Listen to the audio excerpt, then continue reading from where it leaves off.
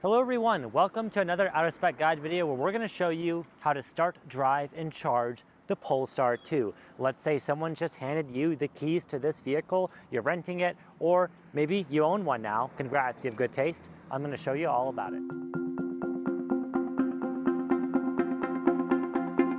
All right, so you've got the keys. How do you unlock and lock the car? Well, if you ever used a Volvo, it's pretty similar. This actually is a lot like a Volvo key, just unfortunately, in my opinion, a little more plasticky and cheap feeling, but it has buttons on the side. These are your emergencies if you wanted to flash the car, panic button, but you also have your normal lock, unlock, and trunk opening buttons. So let's just go over unlocking. You can see car makes an indication, and by default the mirrors will unfold. Now if you were to lock the car, you can see makes another indication, and the mirrors ever so slightly fold in. Now this car also has proximity sensors on all four doors, meaning that if you touch, it will unlock. To lock the car again with the key in your pocket when it's nearby, you can just press this button. So that's a lock. Now I'm going to unlock it, and I'm going to quickly show you how to see how many miles of range and battery you have left. So if you come with me here, you can see that even before you get your butt in the seat, the car is telling you its percentage and its estimated range. I will say, don't take that estimated range seriously at all, because that's really just based off the nominal EPA rating for this car, and depending on the wheels it has, your driving style, conditions, that can change a lot. So I would say 39% battery, well, we can take that for what it is, but miles remaining, we'll talk about in the driving portion of this video. That's not a very serious metric I would depend on. Okay, so the trunk situation with Polestar 2 is pretty standard. I showed you earlier that trunk button on the key. You can press that if you want to open it, but it also has a kick sensor, so you can just basically kick your foot when the key's nearby, and the trunk will open up. You can see it's a full actually lift back despite this vehicle looking like a sedan on the outside, and you have more space hidden under this compartment. If you're looking for your mobile charge connector, if the vehicle comes with one, which it's supposed to, as long as it's included with yours, it should be here. I'm using mine right now, which is why it's out of the vehicle, but that's where your mobile charge connector is. You can close the trunk with the kick sensor again, or you can press the buttons on the trunk as well. Then there is a front trunk in this car. However, I have to warn you, it's pretty small, and opening it is kind of a strange procedure. So you have to go here. You have to basically pop open the hood like it's a gas car with this latch on the driver's side. Once that latch is released, you'll see it opens, and then you'll have to find basically this yellow thing, tilt that, and then you will be able to, once that's released, open up the front trunk, which by default includes a jack and some fix-a-flat components underneath here, but like I said, it's not a ton of space. When you do close the hood, please make sure you do it gently and that you do it closing both latches. This car does have two hood latches, so 1, 2, if you have two hands, do it at the same time. That's my recommended procedure. So now that we're in the car, just by the driver being on the seat, triggering the weight sensor, the car is actually ready to drive right now if we wanted to. I just put my foot on the brake, I would shift it down into drive, and the car would be ready to go. You can see if you look over here on the left side of the instrument cluster, I'm now in drive. However, when I lift off, I'm not going to move. That's because this is an electric car, and we have what's called regenerative braking on. It's basically holding the car at the moment. We'll get into that in the driving part of this video.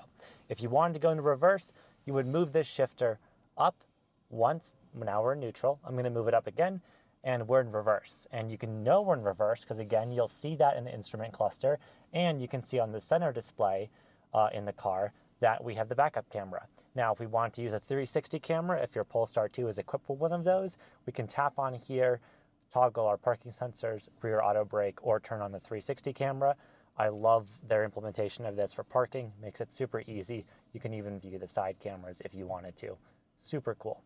But let's put the car back in park and just talk about getting your mirrors, seat, all of those set up. So power seats in this car are pretty standard. I'm going to throw in some B-roll as I'm adjusting my seat, but basically they're just power seat controls on the side. These ones come with lumbar support too. Always a fan of Volvo seats. I like these. The front two driver's seats, the driver and the passenger seat, work the same way. Door handles, very easy. Unlike Model 3 and many other EVs, these are just normal mechanical door handles. You pull here if you wanted to get out of the car. or of course you can just use this nice little handle to go back in. This is a clever integration of design that actually hides one of the speakers. Side note, but something I think is really cool. Now, if you come in with me here, you can see that we have our pretty standard interior controls. So I could move either one of my mirrors by selecting left or right. So let's say I select left. Now, if you look at the left mirror, you'll see that when I use the joystick in the middle there, it's actually moving the whole mirror because this car has frameless mirrors, a super cool feature that I'm honestly a pretty big fan of. So nice. Also, for window controls, these are all standard. You can push them down twice to make them go up or down. For all four, you have your child lock button, you have your unlock and lock, all very standard. So that's that. Of course, your middle mirror, you can just adjust manually as well. Now, if you want to adjust your steering wheel, you're going to basically use this mechanical latch. This is the same as in many other cars, and you can put it up, down, you can adjust it in or out. So that's all of the adjustments in this car. Now let's go over in the next clip some of the steering wheel controls and stocks. All right, so to get acquainted with everything on the steering wheel, if you've been in a Volvo before, this will all be very familiar. These are your cruise controls, or sorry, cruise control controls, I guess. It's sort of a redundant way of saying it, but we'll get into that in the driving part of this video. These are importantly some media controls that will skip your track forward or back if you're using Spotify on this car or CarPlay, which I'll show you briefly in a second. You'd hold this button for the Google Assistant in this car if you wanted to trigger her or him. Sorry, I guess it doesn't have a gender, but or Siri if you had, again, CarPlay plugged in. This button, if I press it, will actually change the display of the instrument cluster. So if I go into drive here, you can see by default, it has this expansive map view where it shows me Google Maps around where I am. If I press this page button, then it's actually going to go into a more focused view. And in the middle, it'll just show me my turn-by-turn navigation, but not the entire map. You just toggle it between those two states like so. I think that's pretty easy. I'll go back into park briefly and talk about this stock, which is your wipers. So if you want to turn on the rain sensing wipers, you can see that I'm pressing this button through the wheel. So rain sensing wipers are now on. You can see that on the instrument cluster reflected if you look there. Now I'm going to press that button again and just disable those. Your normal interval wipers, of course, are just different stages on the stock. You can adjust the sensitivity with this dial. It's all pretty normal. Your headlights here, I like to leave them on auto. Auto headlights in this car work pretty well, but if you needed to adjust them, it would be very normal in this stock, as well as your turn signals, you know, your left and your right, very normal there. Your high beams are there. If you want to toggle auto high beams, you just rotate this up to where it cancels, and then you rotate it up again, and you can see it defaults back there. You can see the state reflected in the instrument cluster when I'm doing that. Auto high beam symbol on, auto high beam symbol off. That's pretty normal. Now let's talk about climate control very briefly. So every Polestar 2, I believe, comes with front heated seats. So you'd control those with these shortcuts at the bottom of the instrument cluster. If your screen in the instrument cluster ever looks different, you're somewhere else, like here or here, you can always press this home button to return home on the Android Automotive operating system this car runs. Here we are home, and we have our climate at the bottom. So if I turn on my cameraman Ryan's heated seat, I could do that here, or in this car, we could turn on his ventilated seat as well. These are all options, so nice to have. You just toggle through them. Same thing for the driver's side. Now you can change their climate temperature here, and then if you press on it, you'll get a full readout of the temperature ranges you can do, as well as link and unlink dual zone climate for your front passengers. Very convenient. Now, if you want to control fan speed, you're going to hit this fan icon. That'll take you into a full climate menu, and there you can turn on recirculation, eco climate settings. You could change your fan speed between off and max, or just put it in auto in the middle like I have it.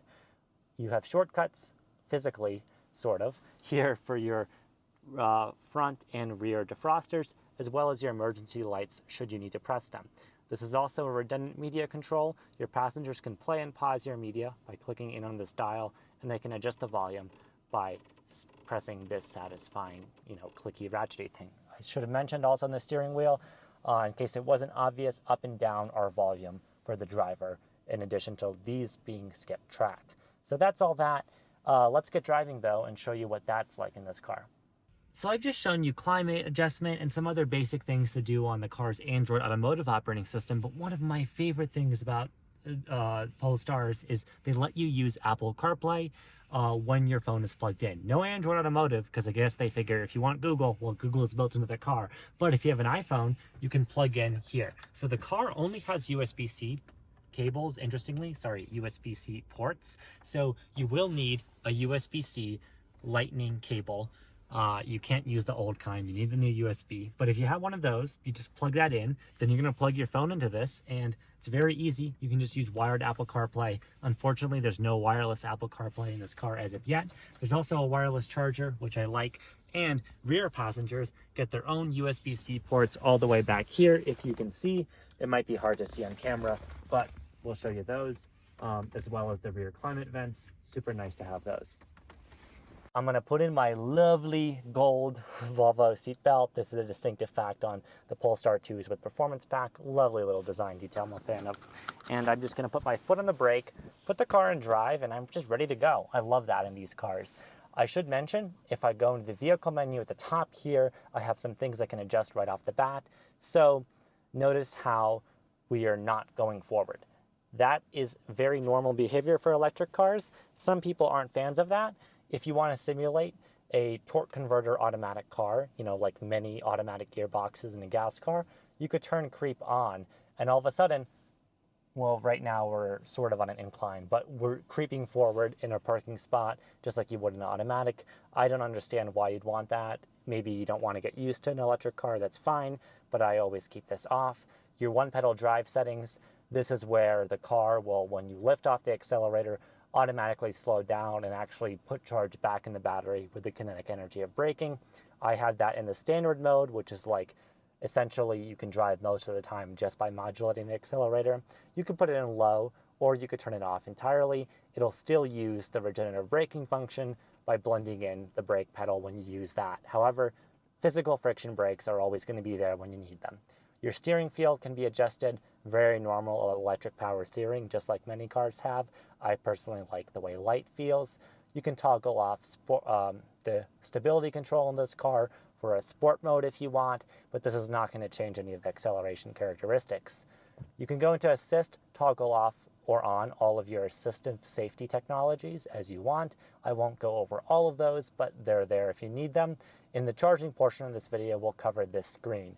But let's go and drive. So I'm in drive, I'm ready to go. I just press the accelerator like normal, and I'm off to the races. And I find that driving the Polestar 2 is really almost Tesla-like in its sense of smoothness of pedals. I say this because different electric cars all have different feelings. Ford, Mercedes, BMW, they all feel different, but I find that the Volvo/Polestar approach emulates Tesla a lot. Not exactly, but it's a good analog, and the one pedal mode is pretty decent. So if I'm going to focus my driver display, and if you come in on the instrument cluster, you can see that when I mash down on the driver pedal a little bit, it goes into orange. I'm not putting power. As I lift my foot off the accelerator, very aggressive regen in this car, really good one pedal mode, meaning that effectively if I just predict where I'm going with the stop sign, I don't even have to use the brake, just slowing to a stop, and now I'm held. This function works on hills too, so you don't even have to use the brake pedal on a hill. The car will hold you, engaging its electronic parking brake if it needs. So cool, I love how easy this is. I'm going to use my turn signal like a good driver and come into this neighborhood, and as I'm driving, all of this is honestly really standard stuff. Super easy in this car, and I'm really a big fan of just cruising around in the Polestar. It's basically, you know, if you've driven a Volvo, very similar. And Volvo's XC40 and C40 electric vehicles behave very similarly to this car as well. Now we're going to get on the highway in the next clip and show you how the cruise control and pilot assist functions, if your car is equipped with those, work.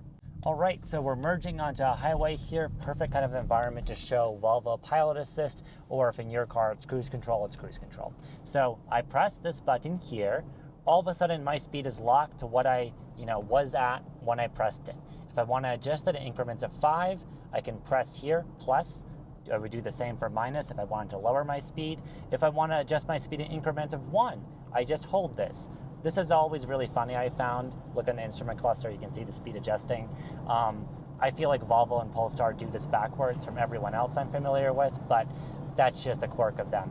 Now, if you want to enable auto steer, if you have Pilot in your car, you would press the right button here, and you can see if it's available, Pilot Assist will highlight on the instrument cluster. Now I've got auto steer, the car is following in front, matching the speed to cars in front of it. To change that following distance, I'm going to press either of these two buttons. I could reel them in like a good BMW driver, or I could go nice and slow and relaxed like a leisurely Lexus driver, whichever stereotype you want to use. Now, to disengage or pause the system, I can just press this button, and now I'm back to manual driving. Everything's off. Easy as that. I'm a big fan of Volvo Pilot Assist for highways. It's not at all a self-driving system, but I find that it can, help alleviate some of your work on the highway, just to keep you going longer, but that's my experience. When it comes time to charge your Polestar 2, well, you can navigate to a charger using the car's built-in Google Maps. So if your home screen looks like this, I'm just going to show you really briefly. We go in vehicle settings, we go in charge. You can change your charge limit. We at AutoSpec recommend 80%, however, only charge to what you need. If you need 100% charge in this car, you can mash it up all the way there. Polestar recommends 90%. We are on the side of caution with 80. Do with this what you will. You can even change your amperage for different kinds of lower level 2 AC chargers. So if you're using equipment that maybe isn't rated for a high amperage, you could lower it in this car. It's a nerdy thing, but I love that it lets you adjust this. Many electric cars don't. You could schedule charging. This is mainly relevant if you're at home or whatnot. This button, when you're charging, lets you unlock the charging cable, but we need a charge. So how do we find a charger? Well, honestly, the easiest way, I could just ask the Google Assistant. I could hold this button down and I could say, find me a nearby charger. And unlike nearly every other electric car, or every other car period, this actually has a good voice assistant. You can see it's found me a nearby charger. Now let's say you don't like to use voice assistants, it's listing those here. What you would just do is just go into the Google Maps app on this car. You go into Google Maps, you can search your, saved places. If you're logged in with your Google account, all of those are going to transfer over here, super cool. But importantly, we're going to go on this icon for chargers. I'm going to press that, and it'll load all of the charging stations nearby. I can even filter them. So I want the fast chargers. You can do this advanced filter. So it's saying, compatible with all of this stuff. I want a fast charge. Looks like in this car, fast is only defined as 50 kilowatts or faster. That just basically means the car is charging over direct current on most chargers. So, here we find nearby chargers. Looks like there is a few, but I like this EVgo one. We're going to try that. It gives us all the info about the charger, amenities nearby, where it's located, the kind of port it uses. This one uses CCS, which is what this car uses to charge. So we're just going to hit start and navigate over there. Easy as that. It predicts our state of charge upon arrival. I found this is always super accurate, which I love. And in cold weather, this will precondition the battery, warm it up so you get the most ideal charging speed along the way. If you want to add stops on your journey, you can search them here. You can view what your journey looks like here. You can go back. You can view the whole route. This is all the standard Google Maps interface. You can even go to options and change your maps preferences. I'm such a big fan of this. I love the Google Maps integration in this car, but let's go to that charger. All right, so to charge the Polestar 2 at a fast charger, we've navigated to one successfully. We've parked the right way. Usually I like to back in because the charger is on the rear side of the vehicle, but of course the exact orientation depends on where the stall is. Sometimes if they have tight cables, maybe you want to actually pull it on the driver's side, because if the stall is here, then the cable would go there. But excuse my, unimaginative visual illustration, and just let's see me actually plug in here. So this is your charge port.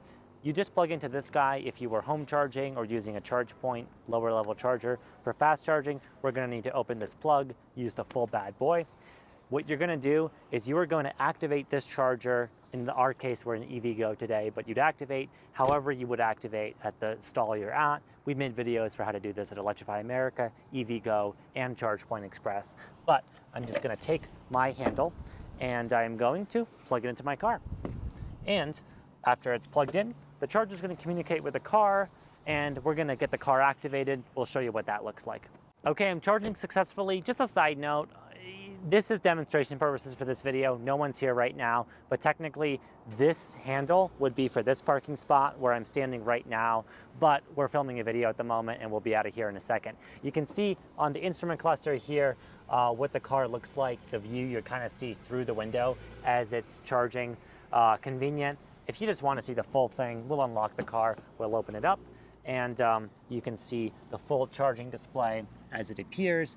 I really am a fan of how Polestar and Volvo expose the exact kilowatts you're getting. So we're maxing out this charger, which only provides up to 50 kilowatts, but you can see what you're getting. You can see when it estimates you will complete your charge by. So at this charging speed, with our current charge limit of like, I think 90%, the car is estimating we will be done at 4:14 p.m. So we won't be staying that long. Charge only to what you need. And when you're done charging, and let's say you've got your fill, well, there's several ways to stop a charge. You could stop your charging session from the charger, or you can always do it from the car, because this does give you basically an end session button here.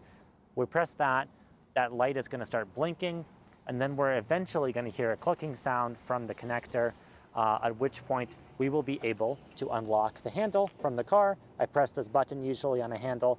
Hopefully the one you have is in better condition than this guy. I eject it from the car. I safely reinsert this rain cover, put the charging port back. Please return your handle back to where it belongs in the stall, and we are ready to go on our way. That's how to start, drive, and charge the Polestar 2. Many of these tips will also apply to the Volvo XC40 Recharge and C40 Recharge. However, if you're watching this and we've already made dedicated videos for those, we'll link those in the description. The charging videos I mentioned earlier have already been made, and we will link those throughout this video as well. Thank you so much for watching, though, Out of Spec Guide. Please let us know what other kind of vehicle guides you want to see, other kinds of EV content or charging content. Let us know. We'll see you in the next video.